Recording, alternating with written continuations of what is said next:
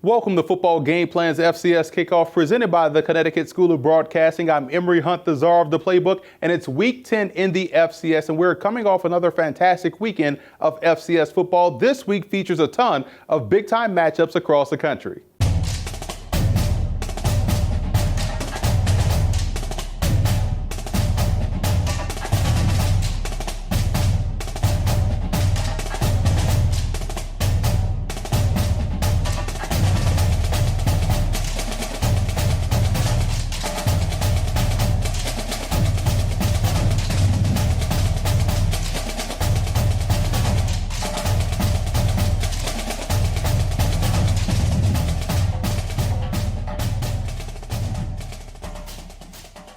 Here's what we have on tap for this episode. Princeton has one of the best pure football players in the country in quarterback John Lovett, and he's having one of the best seasons we've seen in a very long time. There's a lot to be said for the amount of freshmen that are having a huge impact on the game this year, and we'll dive into some of the top ones in the subdivision. And like I mentioned in the open, it's a big week in the FCS, and we'll break down all of the big-time matchups in our coast-to-coast game previews. But first, let's jump into our 4-minute offense to take a look at some of the top storylines as we head into week 10 of the FCS. Head coach Turner Gill has done an outstanding job this year with his Liberty Flames as they head into the weekend undefeated in conference play and winners of 4 straight games. What was thought to be a question entering the season has now turned into a big-time strength. Their offense is averaging 35 points a game over the last 4 weeks, and it's a big reason why they pose a challenge to Charleston Southern in the Big South Conference. Not much was expected from the Flames this year, but they've definitely turned some heads and have the look of a surefire playoff squad this season.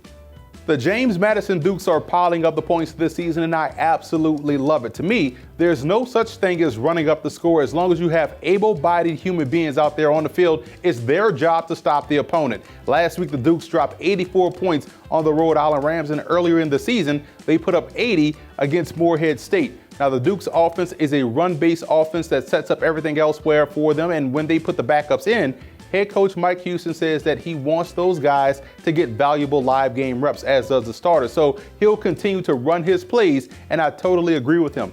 Backups need to be ready to play as starters if someone goes down with an injury, and this is just prepping them for that. Also, sometimes blowouts happen, and it's no indictment on the other team. I hated to see people last week calling for the shutting down of the Rams football program because of this particular loss. That's foolish.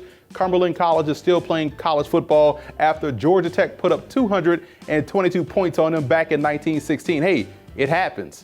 There are only 3 winless teams left in the FCS: Delaware State, Austin Peay, and Mississippi Valley State. Which team will get their first victory this week is the big question. All 3 programs are going through a rebuilding process and playing a lot of young, inexperienced guys this year that are still trying to find their way and trying to figure out how to win. They've been competitive, but just haven't closed out games with a win. All 3 schools, in my opinion, have outstanding coaches that are in it for the long haul, and their fans will see a big-time payoff in the upcoming seasons. And no one is playing better offensive football right now than Sam Houston State. Last week versus Texas Southern, the Bearcats scored on their very first play of the game and scored often for that matter. Here are some of the crazy numbers that they've put up so far this season. They've averaged 54 points a game, 220 yards rushing per game at 6.1 yards a carry, 372 yards passing per game, 35 passing touchdowns to only 6 interceptions, 592 yards in total offense per game at nearly 8 yards per play. That's just flat out insane. Offensive coordinator Phil Longo has been doing an outstanding job with the play calls and designs this year and looks to be 3 steps ahead of opposing defensive coordinators. Now, the Bearcats are playing fast and confident and look like the best team in the FCS this season. Let's hand out some Player of the Week honors for Week 9, starting with our Offensive Player of the Week, quarterback John Lovett of Princeton, who accounted for 7 total touchdowns last week. He threw 4 touchdowns, ran for 2, and even caught one in a rout of the Cornell Big Red last weekend. Lovett is playing out of his mind right now, and we'll go into more detail on how later on in the show. Defensive Player of the Week goes to Delaware Blue Hen linebacker Charles Bell, who once again was all over the field last week in a win over Towson. Bell finished with 13 tackles and an interception. He's been very good since stepping foot on campus in Newark. And finally, our Special Teams Player of the Week goes to the entire Special Teams unit of the Youngstown State Penguins. The Special Teams got them the big-time victory last week over Indiana State thanks to punt returner Darian Townsend's game-winning 79-yard punt return TD. And the Penguins punter Mark Schuler also backed up the Sycamores offense all game long with 5 punts for 232 yards, averaging 46.4 yards per punt with a long of 62. They needed all of the special teams help in a 13-10 victory last week. And we'll be back after this quick commercial break.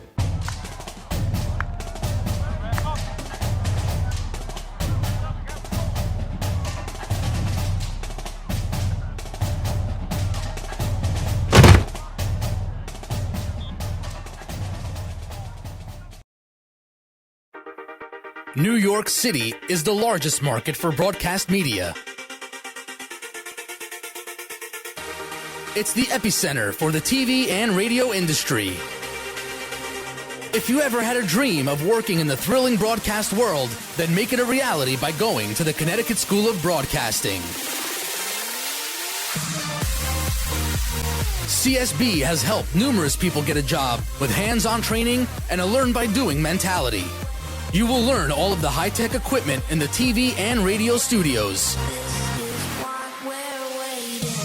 From hosting your own radio show, to being a news or sports anchor, operating a camera in the TV studio, or editing audio and video, the choice is yours. Graduates from CSB have gone on to work at some of the major companies in the industry. To get more information, call 1-800-TV-RADIO or check us out at gocsb.com. Your road to success starts here at the Connecticut School of Broadcasting.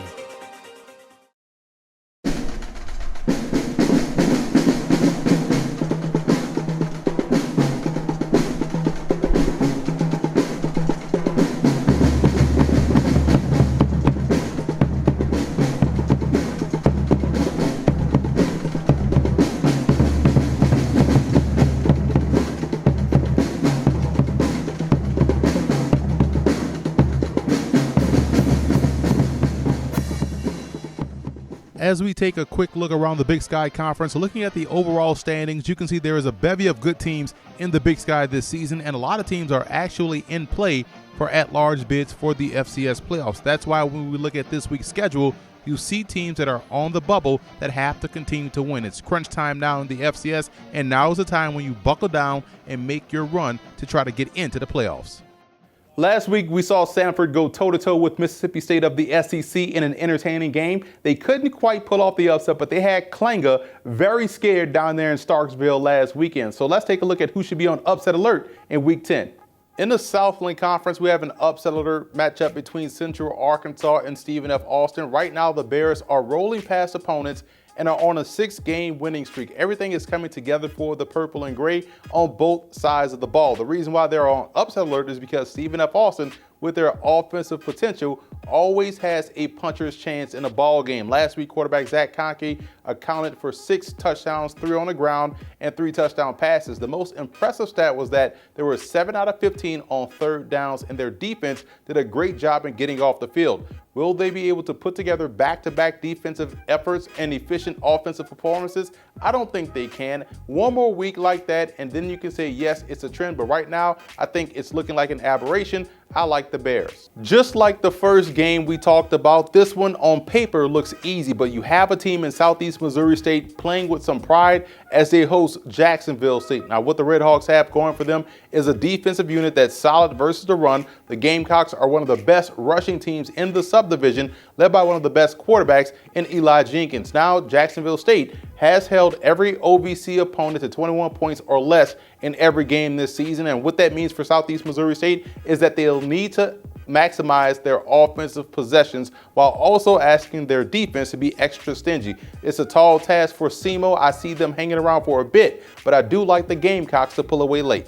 This is my shootout game of the week, which is why it firmly lands on upset alert. South Dakota has the better record at 4-4 as opposed to the 2-5 Salukis, but quietly they're the same exact team with different parts. What makes the Coyotes so dangerous is that their quarterback Chris Strebler is their leading rusher, and he's dynamic in that capacity as he is throwing the football. The Salukis quarterback Josh Strahan is mainly an assassin throwing the football, and it's his precise passing that's able to pile up the points against opposing defenses. Now, the issue for both teams is their inability to slow anyone down with any level of consistency. So when you have a case like this, you look to the matchups, and right now the defensive matchups favor the Coyotes. Southern Illinois has issues running the football, and in a way, it makes them one-dimensional. So look for that Coyotes defense to be able to have one of their best days as they have to only focus on stopping the passing game en route to a close road victory.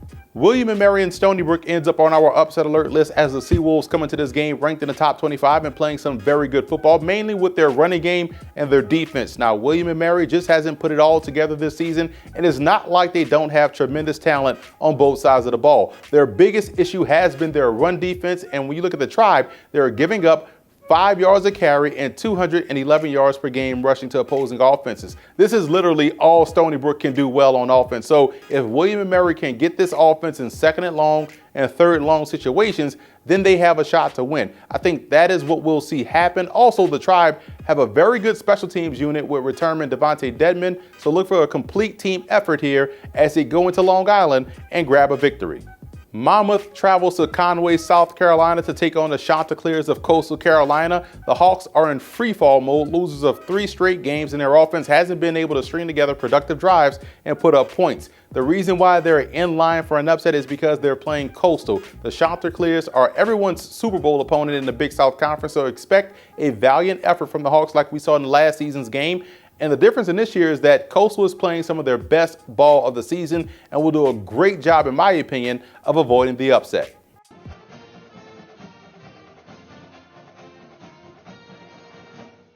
It looks like a 3-team race in the Big South Conference between Liberty, Charleston Southern, and Kennesaw State, and we spoke back in the summer about the Big South flirting with multiple teams getting into the playoffs, and here we are, first week of November, and 3 teams are staring the playoffs in the face. They just have to finish strong. Now, looking at this week's schedule, both Charleston Southern and Liberty have quote-unquote trap games, and Kennesaw State is facing a very good Division II program in Clark Atlanta, so it should be interesting this weekend in the Big South Conference.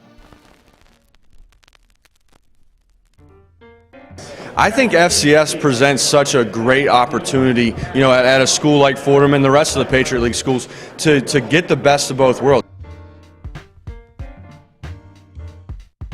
You're talking about, some of the top 60 academic institutions in the country. Combine that with, full scholarship Division I football that's able to compete on a national level. I think, from a recruiting standpoint and talking to other coaches, that's what we're identifying. We're identifying guys that academics and football are equally important. Not one more than the other, but truly equally important. I think that's the strength of FCS football, certainly in the Patriot League. When you hear the name John Lovett, you may think of the comedian of Saturday Night Live and the critic fame, but that's spelled John, J-O-N. That's not who we're talking about here. We're talking about quarterback John Lovett of Princeton, or shall we say, Slash 2.0. It's been simply amazing what John Lovett has done during his time at Princeton. The 6'3", 225-pound junior has just been utilized all over the field for the Tigers. He's lined up at quarterback, running back, wide receiver, H-back, and even an inline tight end. And he's been productive each and every place they put him. So far, as a receiver, he has 44 receptions, 500 yards, and 2 touchdowns. As a rusher, he has over 590 yards, averaging 5.5 yards a carry, and 23 rushing touchdowns, 14 of which came this season. As a passer, which is his original position, he has thrown 11 touchdowns to only 1 interception, and he's not known as a quote-unquote passer of the 2 quarterbacks that they were utilizing this season. So the Princeton staff has utilized his athletic gifts just to get him on the field and get him some action. One is left to wonder what he can do as the full-time starter. Well, we'll just have to wait and see next year to find out. We may see him put together a Quinn Epperly type season for the Tigers.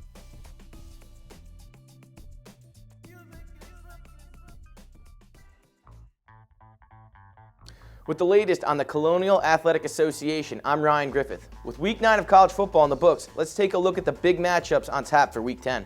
Looking at the standings, there are 6 teams within 1 game of first place in the CAA. The 7th-ranked James Madison Dukes at 5-0 in the conference and 7-1 overall sit alone at the top.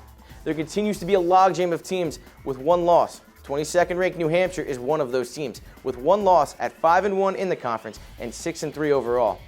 With 1 less conference game, 6th-ranked Richmond, 10th-ranked Villanova, Maine, and 25th-ranked Stony Brook sit right behind them at 4-1. Albany sits alone right behind those 5 teams with a 2-3 conference record. Udell, William & Mary, and Elon all have 1 conference win. And rounding out the standings, we have Towson and Rhode Island yet to notch a conference win. Looking ahead to this week's schedule, first up, the University of Delaware Blue Hens are traveling to the UAlbany Great Danes. Both teams are coming off wins and will look to continue to turn their seasons around. Next, we have the Elon Phoenix at the Towson Tigers. Both teams are coming off of losses where they scored a combined 9 points. They'll both be looking to turn it around in this week. In a game with two teams reeling from tough losses last week, William and Mary will be going up to Long Island to take on the Stony Brook Seawolves. Stony Brook is coming off a disappointing 43-14 loss to New Hampshire that knocked them out of the first place conference tie with JMU. They turned the ball over 5 times in that matchup. The Tribe lost a tough one to Maine by a touchdown in a game where senior running back Kendall Anderson ran for 151 yards and 2 touchdowns. Both teams will be looking to bounce back this week. In a huge second-place showdown, we have the 6-2 Villanova Wildcats at the 5-3 Maine Black Bears. Maine was able to take down the Tribe in a 35-28 win behind the arm of quarterback Dan Collins, who threw for 280 yards and 2 touchdowns. Their defense was also able to force 3 turnovers. Villanova is coming off a much-deserved bye week after they posted 9 sacks against UAlbany in Week 8. This game should help to create some separation at the top of the conference. And in my CAA Game of the Week, we have the James Madison Dukes, who have the top rushing offense in the conference, going to the Richmond Spiders, who have the top passing offense in the conference. The Dukes are coming off of an 84-7 shellacking of the URI Rams behind the arm of the CAA Offensive Player of the Week, Brian Shore. The junior quarterback was 21 for 22 for a career-high 309 yards and a career-best 5 touchdown passes. Richmond is coming off of a bye, but the rest could be huge for them. This game features the leaders of total offense in the conference against each other in what should be a classic. I would take the over in points scored. Both URI and New Hampshire are on byes this week. The Wildcats earned their bye with the decisive win over the Seawolves that helped launch them into the top 25. They had 2 players take home Player of the Week honors in that win. The CAA Defensive Player of the Week, redshirt freshman linebacker Quinlan Dean, who had his first 2 career interceptions, a forced fumble, and a fumble recovery. The other was CAA Rookie of the Week. A guy I highlighted last week was freshman cornerback Prince Smith Jr., who had 2 interceptions and a touchdown. Let's start previewing some games, and we'll start in the northeast part of the country with a huge game in the Colonial Athletic Association as the Red Hot Maine Black Bears play host to the Villanova Wildcats. This game will probably be one of the more physical ones that we have on the schedule this week. Villanova is very tough to move the football against at every level. There's a tremendous playmaker from defensive lineman Tana Passigno, linebacker Austin Calitro, to cornerback Malik Reeves. It's no surprise that the Wildcats rank amongst the subdivision's best on the defensive side of football. You can absolutely say the same exact thing about the Maine Black Bears. Defensively, they combine both versatility and power to get the job done. Defensive lineman Patrick Ricard is a premier defender and has wreaked havoc all season long, along with his teammate, linebacker Chris Shimanga Mulamba. Who will be able to maximize their offensive opportunities will be the key. I like the confidence that we're seeing from the Black Bears offense, especially in the passing game. And once that started to pick up, that's when the Black Bears started to roll. This is a tougher test this week, but I do think their offense will be game.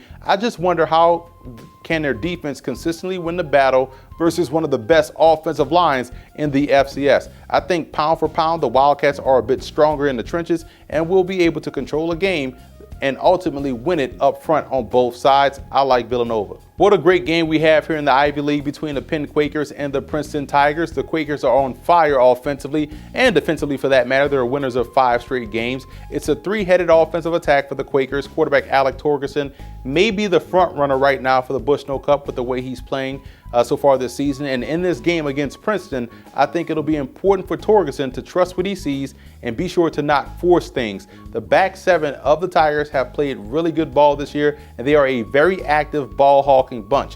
Princeton has the best pure football player in the FCS and quarterback / wide receiver / running back / athlete / short yardage goal line back in John Lovett. And the way they utilize him causes a lot of problems for opposing defenses. This game, they'll need to be able to control the line of scrimmage and get their ground game going outside of John Lovett. Now, Penn's great against the run, and it's not necessarily about the yards per se, but the rush attempts have to be there for the Tigers in order to get their play-action passing game going. They're going to need their quarterback, Chad Canoff, to make things happen in order for them to win this game, bottom line. And I like Penn to win this one. I think what you'll see the Quakers do is force Princeton to win with their passing game, which will be tough for them to do so on a consistent basis. A big Northeast Conference game on Staten Island this weekend between Duquesne and Wagner, and the Dukes are a strong football team, and that has shown itself in their non-conference play. They find themselves in the hunt for the conference title, and they have to hope that they don't take 2 steps back against the Seahawks squad that does a great job of forcing turnovers. This is where I think Duquesne can get into trouble. Now, looking at their passing game more in particular is where they have to not have an off day. Now, for Wagner, they can't afford their run defense to have an off day against an offensive line that can really lean on their opponents. Wagner has to also be a little bit more aggressive on the offensive side of football by pushing the ball vertically down the field in this game. Doing so can give them exactly what they want in the ground game. I just don't see a team like Duquesne that's on a mission and one that'll be prepped and ready to go this weekend lose this game. I like the Dukes to win this one on the road. Pivotal game here in the Patriot League between Colgate and Fordham, and what a twist of fortune here for the Colgate Raiders, as earlier in the year it was their offense that couldn't get help from their defense, and now it's their defense that has played exceptionally well in the last 2 weeks, and their offense has just been okay. The most important thing here is that they have won back-to-back games and have gotten back into the discussion for the FCS playoffs, and that's why this is a big weekend for them as they travel to the Bronx. Now, Fordham is coming off a loss to fellow Patriot League foe Lehigh, and we've seen the Rams not be able to stop the run all season long. And what's been their saving grace is that they have usually been able to outrush their opponent. In this ball game, the Rams will have to win up front on first down, and also on first down, They can't allow the Raiders to dictate the terms in the trenches. And for Colgate, it's about squeezing the outside and forcing everything downhill. If they're able to make Chase Edmonds stay within that A and B gap, I think that's a huge win defensively. They can't get into a spread game versus the Fordham Rams, who will love to expand their defense and the field and then run the football. I think we'll see Colgate do a great job in slowing down Chase Edmonds, but I think they'll lose the battle on the perimeter in the passing game. Quarterback Kevin Anderson will be able to keep the offense on pace with his passing game enough to edge the Raiders. This is the 100 meeting all-time between Dartmouth and Cornell, and the Big Green coming to this ball game looking for their first win in Ivy League play. They've been great out of conference with big wins against Towson, New Hampshire, and Holy Cross. You can even say that they probably will win the CAA this year, but none of that has translated to success within the Ivy League, and a big part of the reason why is a lack of productivity within the red zone. Cornell, on the other hand, started out 3-0 on the year and have lost their last 4 games. The biggest culprit has been turnovers. The Big Red can't get out of their own way in that regard. Both teams, quite honestly, have been bitten by the turnover bug, but I do think when you look at the better defensive football team, Dartmouth, you have to side with them in this ball game. I think ultimately it'll come down to defense, and Dartmouth, in my opinion, will be able to win there en route to their first Ivy League victory. Coming off a tough loss to St. Francis, Sacred Heart is looking to bounce back against Central Connecticut State. The Pioneers' passing game and subsequent turnovers is what ended up derailing them against the Red Flash. In this ball game against the Blue Devils, quarterback RJ Noel has to be particularly accurate throwing the football, as I still believe in the talent on the back end for the Blue Devils. For Central Connecticut State, I really would like them to open up by getting tight end KJ Smith involved in the ball game. I think if they're able to control the middle of the field, everything else will open up for them in the passing game and also in the running game. I like Sacred Heart in this ball game. I don't think they'll let that one loss become 2, and will go to Jack-a-Root Field and come back with the victory. We have another NEC matchup here between Robert Morris and Bryant. Can the Colonials find some offense? That's been their biggest problem this season. They travel to visit a Bulldog squad that has had some good moments this year, especially offensively with their passing game, but it's been their defense that has given up a ton of yards and a lot of big plays. The best bet for the Colonials in this one would be to roll coverage toward Taylor Bartholet and make him a non-factor in this ball game. I just see Bryant being able to find creative ways to get him the football and be able to build a big lead en route to a win. Look for this to be the game where the Bulldogs are also able to get their ground game going.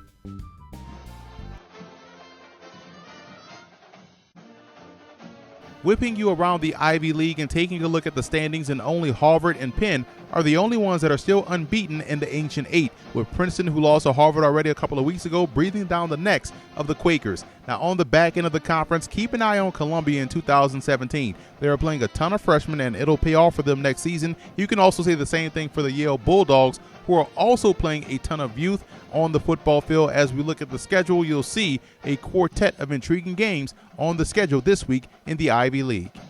over in the MEAC, it really is going to come down to, once again, North Carolina A&T and North Carolina Central. Now, South Carolina State can be a fly in the ointment as they played North Carolina A&T this weekend, and later on they take on North Carolina Central. And a win over both could make things very interesting at the end of the regular season. This week's schedule has only 4 games on it, and I will be very interested in the Bethune-Cookman versus Morgan State game, as I think the Wildcats have the potential to finish strong this season. Looking at the Mid-Atlantic region of games, the Georgetown Hoyas return to Cooper Field to take on the Holy Cross Crusaders in what can be considered a crossroad game for both teams. Both are coming off losses in games that were very winnable, and the Hoyas still have a chance at a winning season with 3 games left on the schedule. The Crusaders only have 2 games left and are playing for pride at this point. It should be a really good game, and I'm not just saying that because I'm the color commentator on this broadcast, but you'll see 2 teams that are playing extremely hard for 4 quarters. You'll catch this game live on the Patriot League Network Saturday at 1 p.m. Eastern Time. I think this is going to be a really good game between South Carolina State and North Carolina A&T for 2 reasons. 1, the Bulldogs have played much better football over the last month, especially offensively. And 2, they've shown the ability to play sound run defense. Both will be needed in this ball game, especially the latter, as they're facing arguably the best back right now in the FCS, in Tariq Cohen. If they can get A&T to work their passing game more as opposed to just handing it to Cohen, that's a win for South Carolina State. Now, where they struggle is with the penalties, and that cost them a victory last week versus Hampton. The Aggies have a smothering defense and can apply pressure on a consistent basis. I think their secondary has grown by leaps and bounds since the earlier part of the season. This game is simple for them.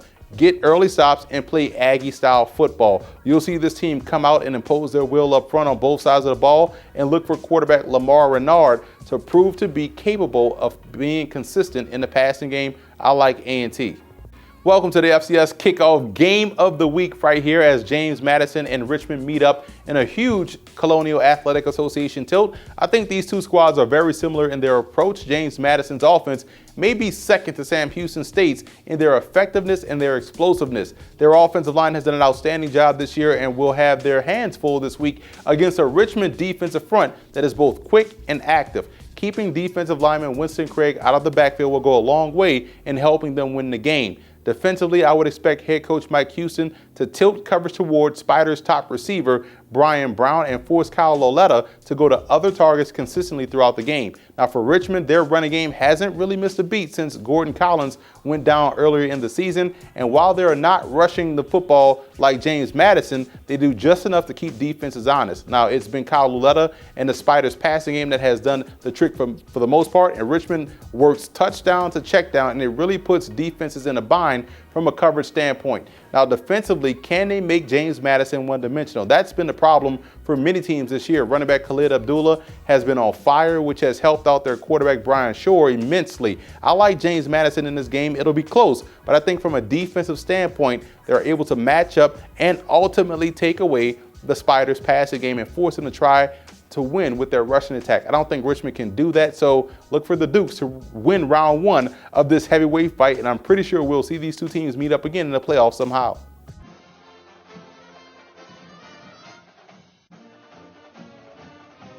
The always exciting Missouri Valley Football Conference has 4 teams ranked in the national polls and 6 other teams that no one wants to face on any given weekend. And when you have a deep competitive conference, you get great and important matchups on a weekly basis. As we take a look at this weekend's slate, you'll see a host of pivotal games, and we'll dive into a lot of these by previewing them later on in the show. From an NFL draft perspective, last week we saw our spotlight player linebacker Joe Crochet of the Citadel have a big-time game versus East Tennessee State en route to a Bulldogs victory. Here are a few more prospects that you should definitely keep an eye on in this week's 5th Down Draft Outlook. Tight end Jonathan Dorsey of Alabama A&M at 6'6", 225 pounds has NFL scouts flocking to Huntsville, Alabama to take a look at what he brings to the table. And what's impressive about his skill set is that he's a natural route runner and shows above average ability in catching the ball away from his body. I also think he has room to fill out his frame to about 240 to 250 pounds. This week they play Grambling, and I think he'll have a great opportunity to showcase those skills against one of the best defenses in the FCS. Kendrick Bourne is the other wide receiver in Cheney, Washington, but he's been very good in his own right since stepping foot on campus. Seeing a lot of single coverage because of Cooper Kupp on the other side, Bourne has delivered each and every time. He's a guy that has good size at 6'3", 190, and plays his size as well. And you'll see that Gumby-like athleticism, being able to contort his body to make the catch this weekend. Again, they'll face a team in Cal Poly that's a very good opponent. I think it'll be in your best interest to keep an eye on the 6'3", 190-pound senior out of Portland, Oregon. The Savannah State Tigers have had a really good season compared to what we've seen in years previous, and the big reason for the turnaround has been because of their defense led by linebacker Marquise Smith. The 6'3", 235-pound backer is amongst the best in the FCS and TFLs, racking up 14.5 in that department with 6.5 sacks. Now, he does play with his hand in the dirt, and his speed and explosiveness coming off the edge is always a welcomed attribute for pro teams. I also like the fact that he can affect the game as a run defender, a pass rusher, and also hold his own when dropping back in coverage. And he'll have a great test this week against Norfolk State that loves to spread the field. I'm a big fan of Nick Shevniski's game at 6'2", 230. Shevniski is a tough and athletic passer that can do damage inside and outside the pocket. This year, he's been a bit banged up because of his running style, but it hasn't limited him throwing the football. I think he's gotten significantly better from a decision-making standpoint and is playing his best ball as a senior. Right now, he's pushing the ball more downfield accurately, and it's evident by his 9.2 yards per attempt with 16 touchdown passes to only 5 interceptions. He has a strong arm and confidence, which I think is a very underrated trait that you must have in football, period, let alone the quarterback position. And he'll face a tough test this week against Bucknell, who has one of the better defenses in the FCS.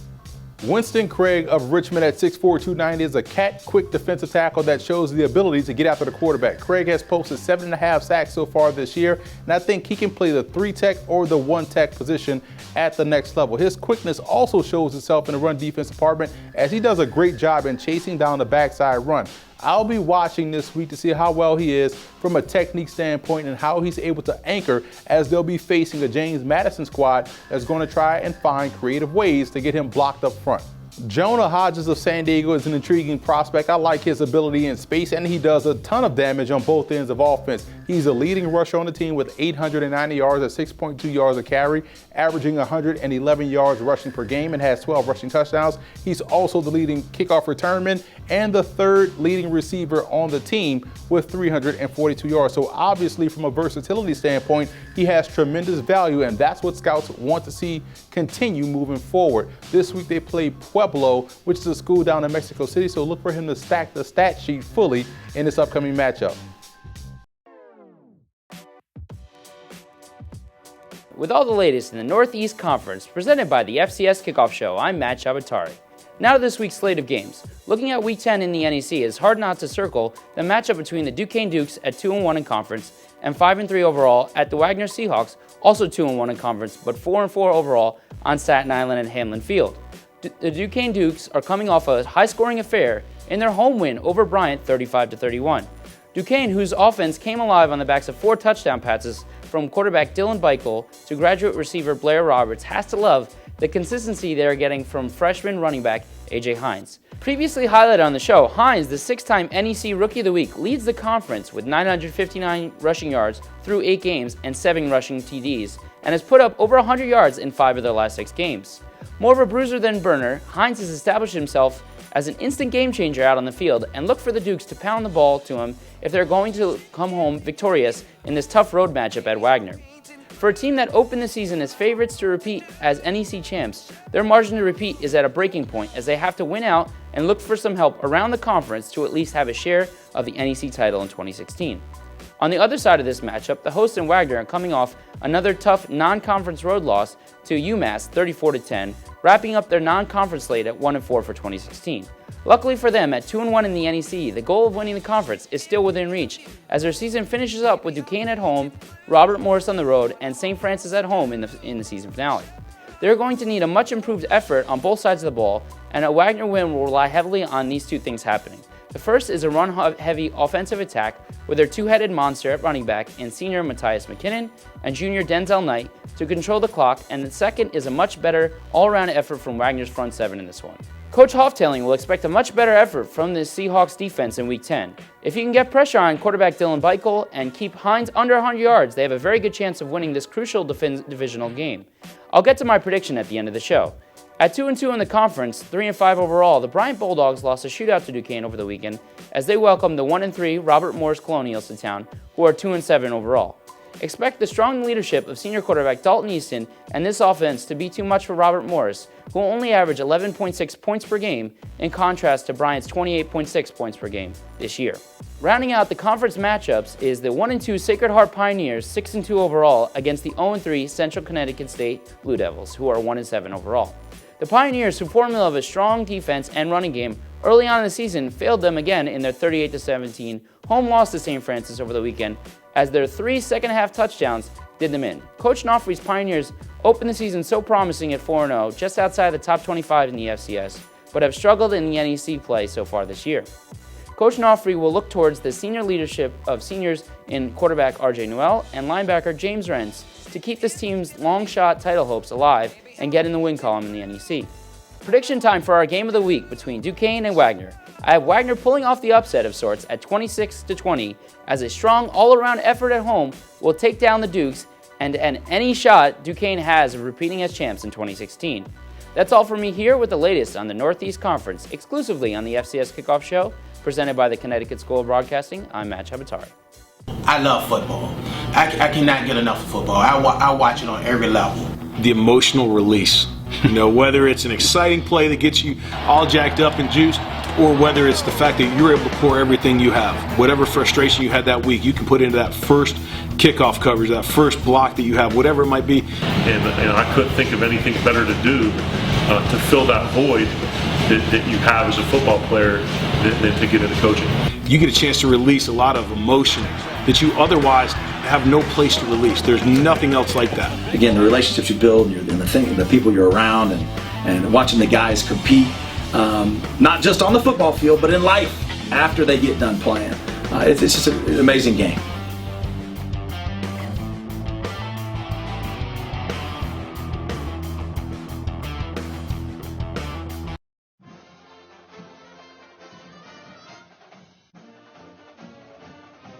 Very competitive Ohio Valley Conference as you take a look at the standings, and in my opinion, it sets up a very important Week 10 in the FCS pertaining to this conference. Like we mentioned earlier, Austin Peay is still looking for his first victory on the season, but we'll have a preview for the games that you should keep an eye on this weekend later on in the show.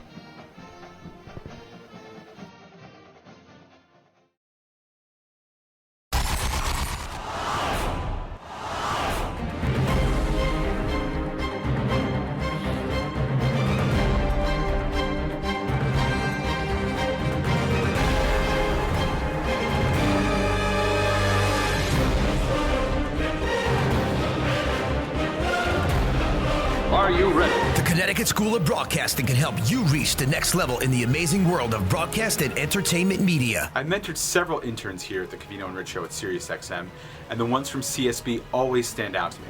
They have a knowledge of the equipment, knowledge of editing, what it's like to be in a studio, and that always eliminates a huge learning curve. Their professional studios give students a hands-on, learn-by-doing approach using equipment used in actual radio stations and TV studios. Visit our website at gocsb.com or call 1-800-TV-RADIO. Connecticut School of Broadcasting. Start today.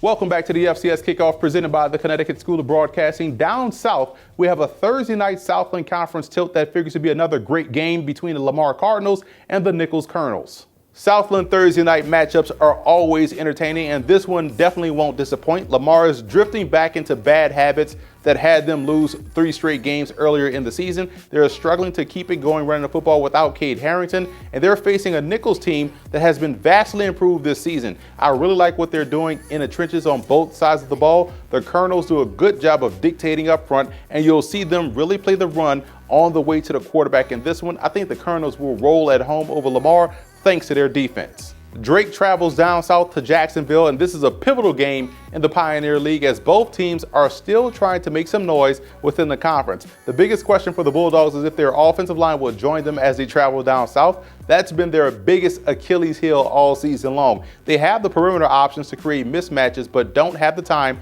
to get it to them. Now, Jacksonville's defense is very good at the second level. Linebackers Grady Redding and Justin Horton are playing some outstanding football and have combined for 5 sacks and 9.5 TFLs. The Dolphins will be able to match up well versus Eric Sobert, the tight end, and force Drake to look elsewhere in the passing game. I like Jacksonville. This will be a fantastic game in the SoCon between Samford and the Citadel, and I instantly want to focus on the perimeter matchup between Samford's Carell Hamilton and the Citadel's Dee Delaney. That's the best versus best battle that could ultimately determine who wins this game. Now, what's interesting about Samford is how they're able to execute while playing at a fast pace. And if the Citadel is going to win this game, they have to be sure to control and dictate the pace. I came away very impressed with the Citadel's passing game last week versus East Tennessee State. I thought quarterback Dominic Allen was efficient and accurate in the drop-back passing game, and they'll need that to happen again as a complement to their option attack. Now, this will be a very close game, and I do think the Samford Bulldogs defense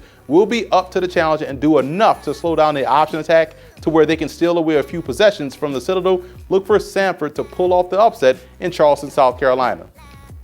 Big time battle in the SWAC between Alcorn State and Prairie View A&M as the Braves are tied atop the East Division and are looking to create some distance between themselves and Jackson State. Now, Prairie View is 5-1 in conference, played 5-3 overall, and this is why I've called for FCS bowl games, because this is the type of team that won't get invited to the FCS playoffs, although they should, but that's another story for another day, and will be sitting at home with perhaps 8 wins on the season. But in order to get to that point, they have to make sure to protect the football. To me, that's what this game ultimately comes down to, which quarterback can keep the ball out of harm's way. Both teams have really good defenses. I think where I like Prairie View A&M in this ball game is in the trenches. They'll do a good job in slowing down the Braves' rushing attack, making them put the ball in the air more often than they want to, and get the victory at home. Another big game in the SWAC as Grambling State travels to Huntsville, Alabama to take on the Bulldogs of Alabama A&M. Now, the Tigers are playing on a whole different level than the rest of the SWAC. They boast the best team and top-rated quarterback in Devontae Kincaid, who has thrown 20 touchdowns to only 1 interception on the year. There's no questions about their offense in this game. The biggest matchup nightmare is Alabama A&M's tight end Jonathan Dorsey, and can the Bulldogs find creative ways or get him favorable matchups in this contest? Also, last week we saw A&M's quarterback D'Angelo Balla play some great ball down the stretch in the Magic City Classic, in which they knocked off Alabama State. Now, he was making plays with his arm as well as with his legs. It's that type of dual threat capability that can keep this Grambling defense off balance. I just can't trust A&M's defense enough to think that they'll pull off the upset, especially with the way Grambling is playing. I like the Tigers to roll big in this one. McNeese State takes on number 1 Sam Houston State in a Southland Conference tilt. This game is about matchups and execution. Half the battle against a team like Sam Houston State is just getting lined up properly pre-snap as they operate at a rapid pace. The other half is executing in space. Can the McNeese State Cowboys make plays in space on a consistent basis? They have the talent to do so, but again, it's all about execution. For Sam Houston State, they work extremely hard in the first quarter to force the opponent to break their tendencies for the rest of the game. For them, it's about the first 2 drives of a game and trying to get touchdowns. Teams then start to panic, and that's when they'll start to tee off on them defensively. Now, defensively for the Bearcats, they'll have to make sure to win on first down against a McNeese team that'll look to try and shrink this ball game with their rushing attack. This is normally your premier Southland Conference game on the schedule. The Cowboys, however, are in a transition year, which means there'll be no match for the red-hot Bearcats. Sam Houston State is just playing phenomenal football this season, and they'll win this game going away. In a game between 2 terrific rushing offenses as Gardner Webb and Charleston Southern meet up on the gridiron, the question then becomes which team can actually stop the run. I think both teams are excellent at the second level and play great team defense. I just feel as though we've seen the Bucs be a little bit more consistent in their passing game as opposed to what Gardner Webb has done. So if their strong suit gets slowed down a bit, CSU can be a bit more effective in that area. This will be another close game, closer than what people think, but I do like Charleston Southern to win. I don't think people understand how good of a team the Bucs squad are this year in all 3 facets of the game: offense, defense, and special teams. And I think it'll be the latter that'll give them the edge over Gardner Webb. Over in the MEAC, Norfolk State travels to Savannah State, and what we saw last week from the Spartans is exactly what we expected to see from them all season long. Norfolk State put together a masterful game plan on both sides of the ball, and most importantly, they didn't beat themselves. Quarterback Greg Hankerson threw 3 touchdown passes en route to a victory. This week, they'll need an encore performance against a defense in Savannah State that has shown the ability to apply pressure. Led by their outstanding defensive end / linebacker Marquise Smith, the Tigers, especially in their 2 victories, have done an excellent job on playing on the opposite side of the line of scrimmage. They have to make the Spartans one-dimensional, which starts and ends by shutting down their ground game. Offensively, balance is the key for them as they are slowly building themselves into a very versatile offense. This will be a great barometer test for them. I just think Norfolk State has more talent at this point and will win a close one against Savannah State. I think we're in for a defensive battle between Marist and Stetson, and what snapped the Red Foxes' winning streak last week was a combination of turnovers and an inability to get off the field on third down. Marist couldn't get into a rhythm offensively, and it sank them versus San Diego. Stetson is coming off of a loss to Dayton because they had issues defending the zone read. So now you have 2 teams, 2 sound football teams that have been good this year, hungry for a win. I can't see either offense getting traction in this ball game, and it ultimately will come down to who can run the ball. To me, that favors Stetson, and I like the Hatters to win this one at home. East Tennessee State started the season 2-0 and were playing great ball, and then their offense forgot how to play, and their defense continued to not stop anyone. Their offense masked a great deal of their defensive deficiencies earlier in the year. Their biggest issue involved stopping the run and not being able to be gap sound, and that's also not getting off blocks and also not making plays in space. They're facing a Mercer squad that has been able to run the football effectively each game and have added a good mix of their passing game to it as well.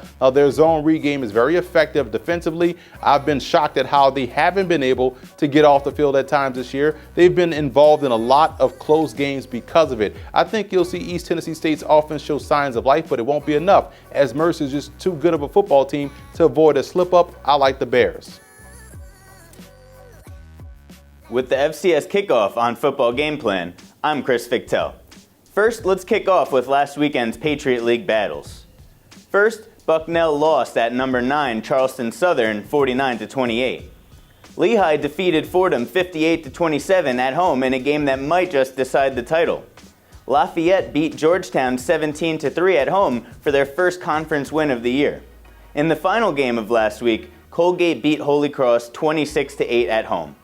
Let's move on to the conference standings. Lehigh leads the pack at 4-0, while Colgate, Fordham, and Bucknell are all 2-1. In the bottom half, Holy Cross and Lafayette are tied at 1-3, and Georgetown is still looking for their first win at 0-3. This weekend there are 3 conference matchups, and the title can be won on Saturday. The number 24 Lehigh Mountain Hawks host Bucknell at 12:30 for Military Appreciation Day at Goodman Stadium. Lehigh can clinch their 11th Patriot League championship with a win this weekend over the Bison, so you can bet they will give it 100%. The Mountain Hawks are leading the entire nation in completion percentage and total first downs as well. Lehigh is on a roll, with this being only the 11th time in program history they have a season winning streak of 8 or more games. My projected player of the week is running back Dominic Bragalone, who just led the team to the biggest win of the season by far over Fordham. The Colgate Raiders travel to Jack Coffey Field to take on the Fordham Rams at 1 p.m.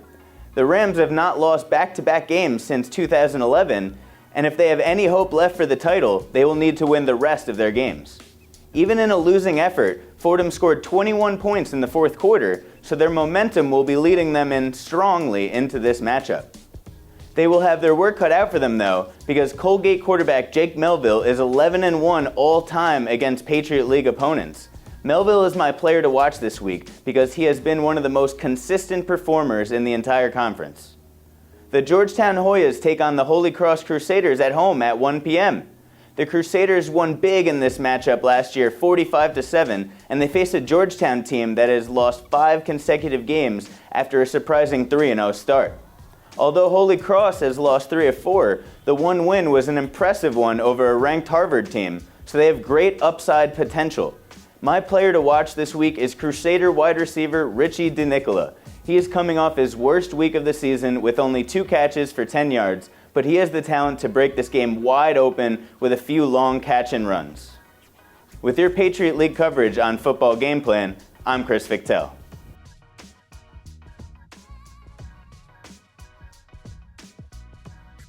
I think it's been a solid year top to bottom in the Pioneer Football League. San Diego and Dayton are your normal two teams that we find at the top of the conference, but teams like Marist, Drake, Stetson, and even Valparaiso have been vastly improved. Now this week on the schedule, Valpo has a very tough test versus Dayton. Morehead State and Butler should be a very interesting game, and we've already talked about how big of a matchup it is down in Florida between Marist and Stetson.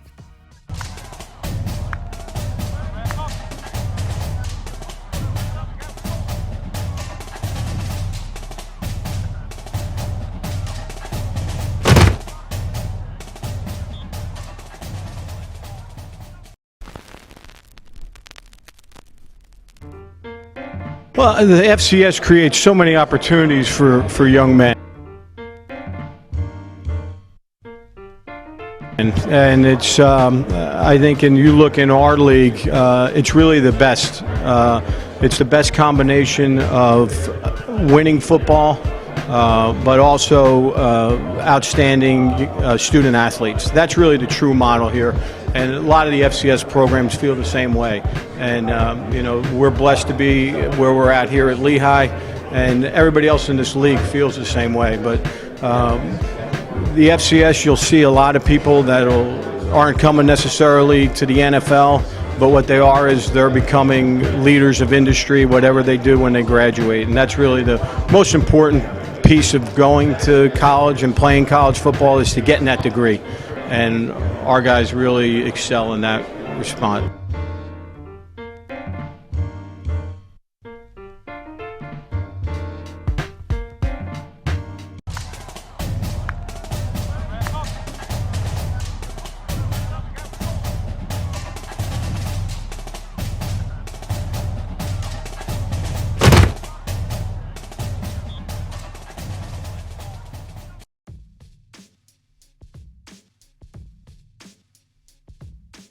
The SoCon is home to two of the stronger teams in the FCS in the Citadel and Chattanooga, but Sanford through Mercer, as you take a look at the standings, are no slouches either. In my opinion, what I said in the summer still holds true today. This is a three-team playoff bid type league, and looking at the schedule, that VMI Western Carolina game, in my opinion, will be a very fun watch because of the Trez Newsome, the outstanding tailback for the Catamounts. At 5'10", 205, Newsome is a game breaker with legit 4.3 speed. Over in the Southland Conference, it's a two-team race between Sam Houston State and Central Arkansas, and it may only be a two-team playoff bid conference this year as well. But check out Houston Baptist over there at 3-5 on the season. I think next year we'll see them finally break through, as they have a lot of young talent that they've compiled over the last two seasons.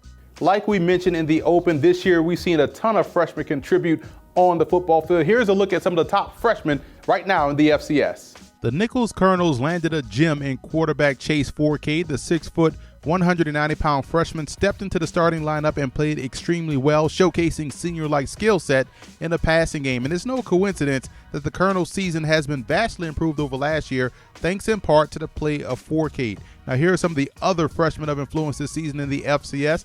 Kyle Anthony of Howard has star potential written all over him. He is a physical wide receiver with excellent hands. And Christian Tate out of Georgetown was a high school running back, and for him to come in, start, and excel, all the while making the transition to defense, speaks volumes. And this is a really good crop of freshmen, and I'm just excited to see how they progress the rest of their careers.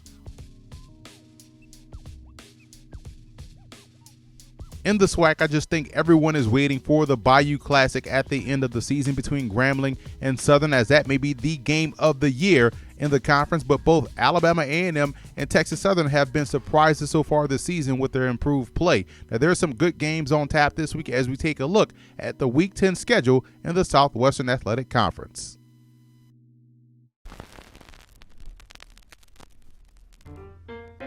I think that the main reason to choose HBCU is for the family atmosphere. The guys are going to get the core values that their parents taught them, that their family members tried to raise them. You'll have a close-knit atmosphere. You'll actually have guys that care about you as a person. So I think that's the main reason for choosing the HBCU.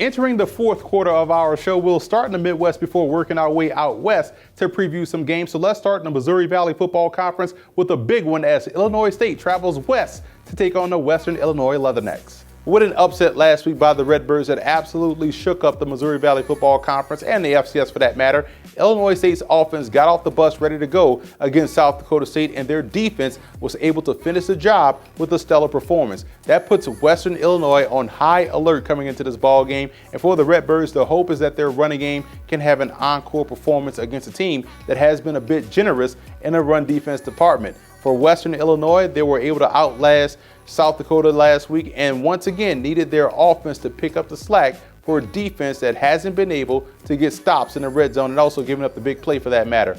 The biggest reason why is an inability to get pressure on the quarterback. Offensively, we should be in store for a ton of points in this ball game, and if I had to count on a defense to get a key stop late, I would trust Coach Spack and his defense to get the job done. I like Illinois State to win.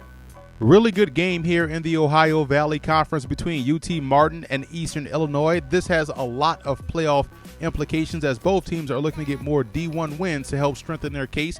All season long, the offense of the Skyhawks has been extremely potent. Quarterback Troy Cook has been one of the better quarterbacks in the conference this season, and he has to be licking his chops facing the Panthers secondary that has given up over 240 yards passing a game. For Eastern Illinois, they have to get back on track defensively. They're coming off 2 straight losses, and their defense hasn't played well enough to win both in either contest. Now, guys like Jarvis Williams, who leads the team with 5.5 sacks, will need to be a constant nuisance in the backfield to force some 3-and-outs so that Devin Church on offense can get the ball back in his hands. I don't see Eastern Illinois being able to shake off the funk against the Skyhawks. I like how active they are defensively, and they'll do a great job in knocking off the Panthers. Missouri State travels to take on the Jackrabbits in the Missouri Valley Football Conference tilt. The Bears have more than enough talent on offense to make this game very interesting, but they cannot beat themselves with turnovers, more in particular coming from their passing game. If the Bears, who have a very good defense, can avoid putting that defense in backed up situations, then they have a great chance of coming away victorious. The Jackrabbits let one slip away last week versus Illinois State. Defensively, they started slow, which led to the quick deficit, and this is still a very good defensive football team, don't get me wrong, and I think they got the message, so look for a stronger start against the Bears and their offense, which has been the story over the last 3 weeks, to hit the ground running as well and get the victory. Missouri State is good on the back 7, but they'll struggle in the trenches against Jackrabbits on both sides of the ball. I like South Dakota State. This is a battle for first place in the Missouri Valley Football Conference between Youngstown State and North Dakota State. The Penguins have been one of the more well-balanced teams in the FCS all season long. They can attack you vertically down the field. They can also line up and run downhill as well. Martin Ruiz has probably been one of the more underrated players in the entire subdivision. Defensively is where I think they are the best, especially on the back 7. But if they want to win this game, the battle they'll have to win will be up front defensively. Both defensive ends, Derek Rivers and Avery Moss, are tremendous pass rushers, but a lot will be asked this week of the 2 defensive tackles, Cody Squarick and Savon Smith. They are facing one of the best interior offensive lines in the FCS. The Bison really wore down Northern Iowa last week with their ground game and their offensive line in particular. It was strong side and weak side power all game long, and the Panthers had no answer for it. Now that's a goal in this game for North Dakota State. Make those outstanding pass rushers of Youngstown State consistently get off blocks and defend the run. Now defensively, this may be the best secondary I've seen in Fargo in quite some time. They have guys that can leave on an island, and they're getting great safety play as well. North Dakota State forces you to play your best the entire game, and any slip up, it's usually lights out for the opponent, as the Bison will definitely capitalize. I actually like Youngstown State in this ball game. I think what you'll see from the Penguins is that they'll try to beat North Dakota State at their own game defensively by going all out versus the run, because they trust their own guys on the perimeter and try to force Easton Stick to beat them throwing the football on a consistent basis. Also, I think they have the edge in the special teams department in the kicking game and also in the return game, and that'll be where they'll get the edge to knock off the Bison in Fargo. Over in the Big Sky Conference, we have a good matchup between North Dakota and Northern Colorado. The Fighting Hawks just keep on winning, and you like what you're seeing from quarterback Keaton Studred, who's getting better and more efficient with each and every game, but it's been the Fighting Hawks defense that has been a true story all season long, and they'll have to be excellent in this ball game as they're facing one of the top offensive attacks in the conference. It'll be about playing great perimeter defense against the Bears, who do a great job of attacking opponents in space. Now, Northern Colorado has also gotten great play from their quarterback Kyle Slaughter, and Slaughter has completed 64% of his passes and has thrown 19 touchdowns so far this season. He'll have to be sure to take some calculated risk in the passing game versus North Dakota. Now, defensively is where the Bears really have to play well. They can't continue to lose gap integrity or give up the big play deep down the field. Now, Northern Colorado is not making enough plays at or behind the line of scrimmage, and that's not what you want to hear facing this rushing attack from North Dakota. I like the Fighting Hawks in this ball game. I can't trust the Bears defense to go against this two-headed rushing attack of North Dakota. And finally, staying in the Big Sky Conference, we have a really good matchup between Eastern Washington and the Cal Poly Mustangs. And offensively speaking, we know what Eastern Washington wants to come into the game and do, and we also know what Cal Poly wants to come into the game and do as well.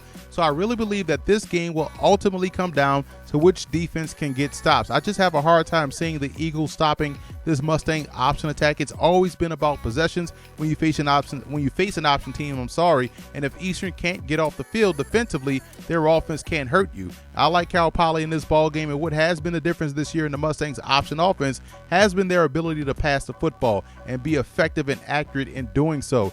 Eastern Washington will be able to strike quick, but in the game of who has the ball last, I think that tips the scale in favor of Cal Poly, who has also been playing some outstanding football all season long. So that's it for this week's episode of the FCS Kickoff presented by the Connecticut School of Broadcasting. I'm Emory Hunt, the czar of the playbook, and don't forget to follow us on all of our social media accounts, and be sure to subscribe and download our podcast on iTunes entitled The FCS Opening Drive.